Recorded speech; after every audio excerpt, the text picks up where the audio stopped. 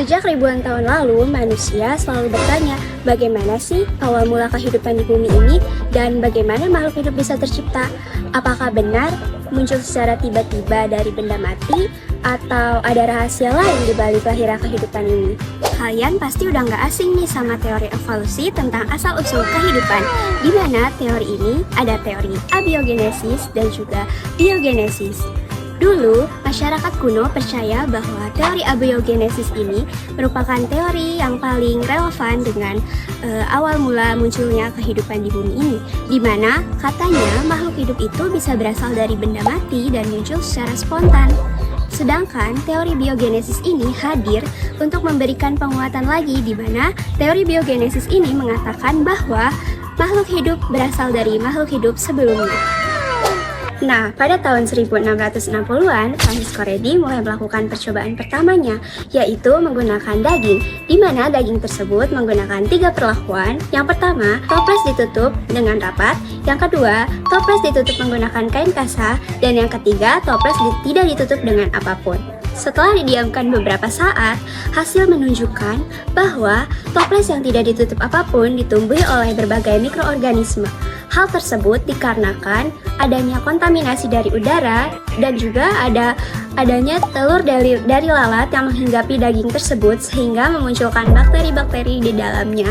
Inilah awal permulaan dari teori biogenesis, di mana teori ini atau percobaan ini mendukung teori biogenesis untuk pertama kalinya gitu dan mematahkan teori abiogenesis, di mana teori ini menjelaskan prinsip bahwa omne vivum ex ovo, di mana kehidupan berasal dari telur. Nah, walaupun percobaan tadi dari Francisco Redi sudah membuktikan adanya bukti yang konkret bahwa makhluk hidup itu tidak berasal dari benda mati, namun ada seorang ilmuwan yang masih ngotot nih kalau misalnya makhluk hidup tuh berasalnya tuh dari benda mati. Makanya dia melakukan eksperimen lagi, yaitu ada ilmuwan John Needham. Pada tahun 1700-an, ia melakukan eksperimen menggunakan kaldu, di mana ia merebus kaldu dan dengan pertama-tama ia memanaskan kaldu tersebut untuk membunuh mikroorganisme di dalamnya. Setelah itu, ia menutup kaldu tersebut dengan rapat dan setelah beberapa hari, hasil menunjukkan bahwa kaldu tersebut dipenuhi oleh mikroorganisme.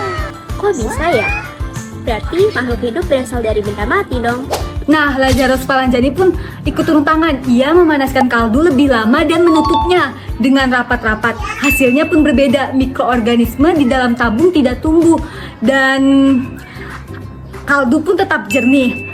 Ini membuktikan bahwa kehidupan tidak muncul tanpa adanya kontaminasi.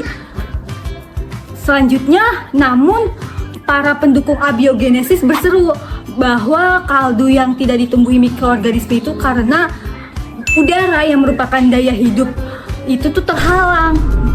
Nah, untuk selanjutnya kita akan bahas lagi. Nah, pada penjelasan tentang percobaan dari Lazarus Spallanzani tersebut, dapat dibuktikan bahwa teori dari John Needham atau eksperimen dari John Needham sebelumnya itu dapat dipatahkan karena pada percobaan dari kaldu John Needham ini, dia hanya memanaskan kaldunya tuh hanya sebentar, sehingga pada kaldu yang sudah dipanaskan sebentar, mikroorganisme tidak mati sepenuhnya dan masih ada di dalamnya dan tidak membunuh spora-spora dari bakteri sehingga dapat hidup kembali dan menyebabkan adanya mikroorganisme di dalam kaldu pada percobaan John Needham.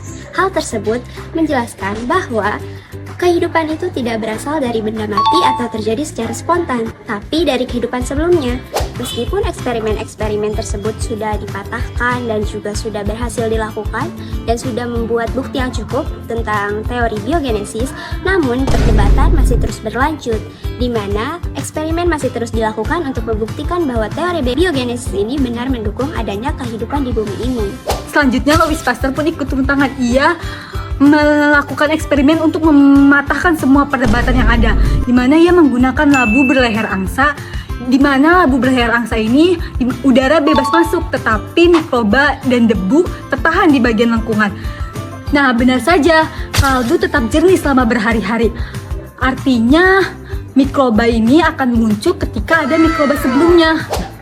Nah, eksperimen Pasteur menjadi pukulan terakhir bagi teori abiogenesis, di mana ilmuwan menerima bahwa kehidupan tidak akan muncul secara spontan, melainkan dari kehidupan yang lain. Nah, setelah penjelasan tadi, gimana nih? Apakah kalian sudah memahami tentang teori abiogenesis dan juga biogenesis? Semoga materi yang kita sampaikan dapat kalian pahami dengan mudah dan juga dapat menambah wawasan kalian ya. Bye-bye, terima kasih.